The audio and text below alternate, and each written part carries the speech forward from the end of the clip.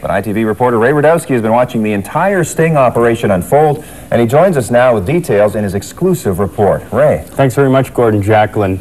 Now, as we know, undercover operations are normally associated with drug investigations. But I bet you didn't know that the Alberta Fish and Wildlife Service also has its own undercover unit. And recently I had a rare chance to see their work firsthand. Take a look. Okay, there's 5 there. You're Jackson Law? Yes, I am. Okay. Jackson, this is to advise you. This paper here is a warrant to search your premises here. So you understand what we're looking for is fish that you are alleged to have bought illegally? Yeah. Okay. Alberta Fish and Wildlife officers move in and arrest this restaurateur. They confiscate more than 150 pounds of pickerel from his freezer. You will be charged with the illegal purchase of fish. Okay. If convicted, he faces a maximum fine of $100,000 and/or 6 months in jail. What will surprise you is that the charges here resulted from a year-long undercover investigation conducted by a little-known branch of the Fish and Wildlife Service called the Special Investigations Unit. Now, it's so low-key that few people outside the government even know it exists. This is the bait used in the sting operations by the Special Investigations Unit. Walleye populations are declining in Alberta. We're following it right from the fish from the lake to the dinner plate. Here's how the alleged poaching ring works. Fishermen catch the pickerel, then sell it to restaurants.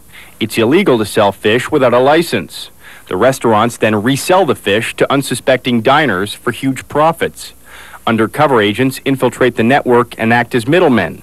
They then arrest the buyers and sellers. These sell for about $1.50 a pound at this level, and when you buy it, you're probably looking about $14, $15 a fish when you buy it at the restaurant.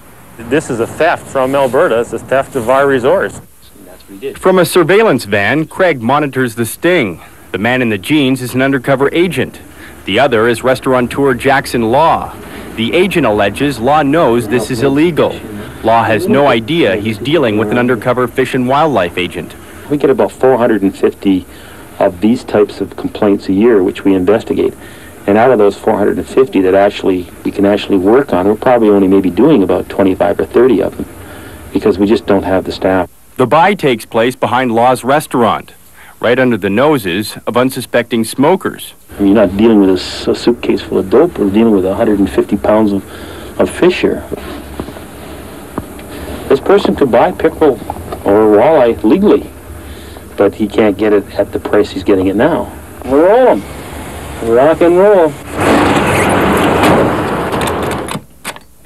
Here are some of the fruits and tools of other sting operations. Bear claws. Singe off the hair, cook it in a soup as part of a meal. It's about $250 a bowl US is what it's selling for in Korea right now. This is a tonic made from whiskey, lizards, roots, and deer fetus. In Asian culture, these wildlife-based drinks have medicinal and spiritual value. We also have to educate these people so that they understand it's not an acceptable way to do business in the Western society. So as profits rise and poachers get bolder, so too do the methods to catch them. Ray Rudowski, ITV News at 10.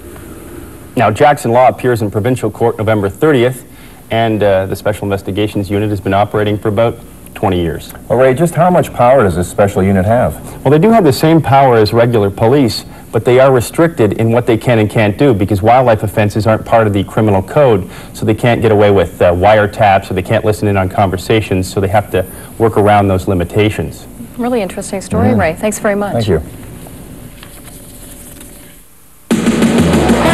You're watching ITV News at 10.